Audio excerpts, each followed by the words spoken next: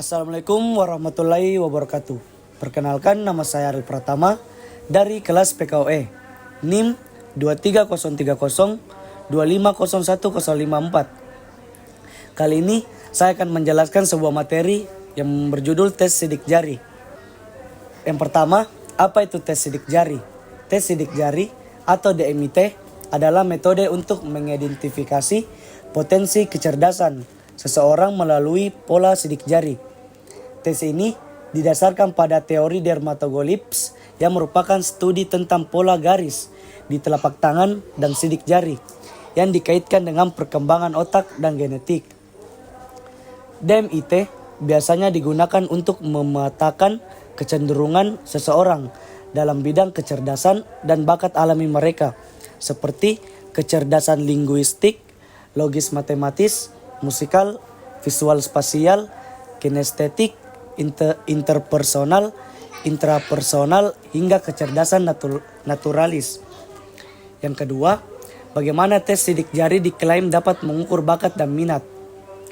Klaim ini berasal dari beberapa konsep yang menghubungkan struktur otak dengan pola sidik jari. Di antaranya, teori dermatoglyphs adalah studi tentang pola kulit atau derma di ujung jari, telapak tangan dan kaki. Pola ini terbentuk saat janin berkembang sekitar 13-19 minggu kehamilan yang bersamaan dengan perkembangan struktur otak. Menurut teori ini, pola sidik jari dianggap dapat menunjukkan hubungan dengan perkembangan saraf dan otak. Korelasi sidik jari dengan genetik dan otak.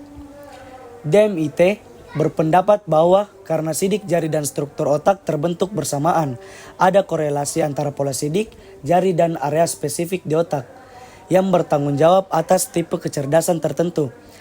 Analisis algoritma dan database. DMIT biasanya menggunakan perangkat lunak yang mengidentifikasi pola-pola sidik jari dan mengkaitkannya dengan hasil dari database yang didasarkan pada penelitian sebelumnya. Hasil ini kemudian diklasifikasikan untuk memberi rekomendasi tentang gaya belajar atau minat dan potensi bakat seseorang. Yang ketiga, popularitas tes sidik jari. Di dunia pendidikan, DMIT cukup populer di beberapa negara Asia seperti Indonesia, India, dan Malaysia dan Cina. Di sekolah-sekolah atau lembaga bimbingan belajar, DMIT sering digunakan untuk memetakan potensi belajar anak-anak dengan harapan bisa mengidentifikasi bakat dan kecerdasan sejak usia dini. Namun, meskipun populer, metode ini menghadapi kritik dalam komunitas pendidikan formal karena kurangnya dasar ilmiah yang kuat. Banyak pendidik dan psikolog mempertanyakan validitas DMIT karena tidak ada bukti yang mendukung hubungan antara sidik jari dan tipe kecerdasan. Selanjutnya, argumen pro dan kontra. Argumen pro, berikut adalah beberapa alasan pendukung utama dari metode DMIT. Yang pertama, kecepatan. Hasil tes dapat diperoleh dengan cepat hanya melalui pemindaian sidik jari tanpa tes tertulis atau wawancara panjang.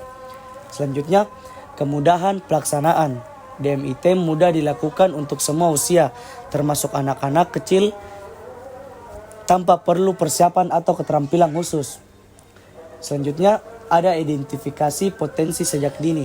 Tes ini diklaim mampu mendeteksi bakat dan kecenderungan belajar anak sejak usia dini, memungkinkan perencanaan pendidikan yang lebih terarah.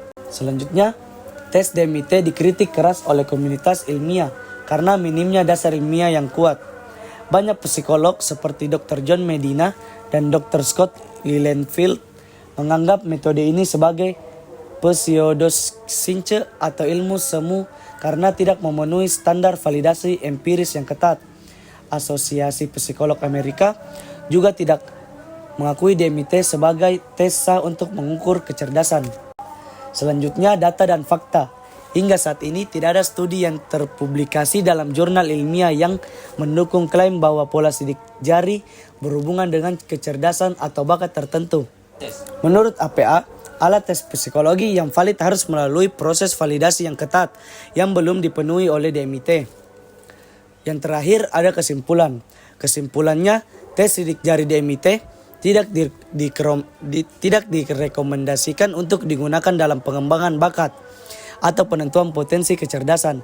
Meskipun populer, terutama di kalangan orang tua dan lembaga, pendidikan di Asia DMIT tidak memiliki dasar ilmiah yang kuat atau validasi empiris untuk mendukung klaimnya. Selanjutnya, lebih baik menggunakan metode berbasis bukti yang telah teruji secara ilmiah, seperti tes psikologi standar yang divalidasi, pengamatan langsung, atau pendekatan berbasis pengalaman untuk mengidentifikasi minat dan bakat seseorang. Terima kasih.